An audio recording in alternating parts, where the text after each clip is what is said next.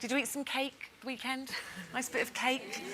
Listen, you think with the amount of cake Mary Berry tastes on the Great British Bake Off, you might expect her waistline to be a little bit wider than it is. But Mary says that TV cooks shouldn't put on too much weight. She believes if the chef is piled on the pounds, then viewers won't want to cook their food in case the same happens to them. So she's saying, you know, it could give kind of baking or whatever you're cooking a bad name. If people say, well, I'm not eating that because look what's happened to them. What do you reckon? Would you agree? Well, I think I do agree with Mary on that. I mean, let's imagine, for example, you know, you're doing a health food show. Well, if you're kind of overweight and you're cooking health food, no one really is going to believe that the food you're cooking is actually going to be very good.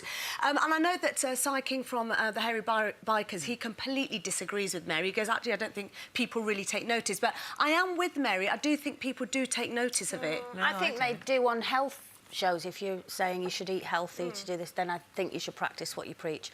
But if you're doing a whole show based on doing the biggest, fattest, creamiest, spongiest, chocolatey cakes. I mean, no one's going to look at that and think, oh, yeah, I could easily lose weight on that. I never really thought about it until I read this today, because I love cookery programmes, I love cooking, and actually I probably don't want to look at a really skinny cook. There's that thing, my mum's got a sign in her kitchen that says, never trust a skinny cook. You know, so I quite like to see people who it's clear that they love to eat and they love food and they're pouring in the wine and the cream and they're eating it. So I find that very joyful to watch. Mr. Hollywood obviously likes eating the cake, doesn't he? Well, he's not the sveltest, is he, Paul? He has been noted. In fact, I watched Bake Off for the first... I've never seen Bake Off. I'm probably the last person in the country. I know.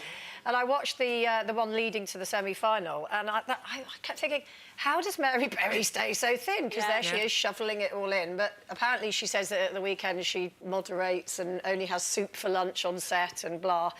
But no, I'm with you. I kind of think when I'm watching a cookery show, I like to see that visceral kind of, you know, getting in there and tasting it. And I used to love... I know the alcohol probably killed him, but I used to love watching Keith Floyd. Like, and it was just a man that loved what he was doing. And I mean, I think if they were sort of clinically obese and sweating into the food, I might have a problem. That's not a good look.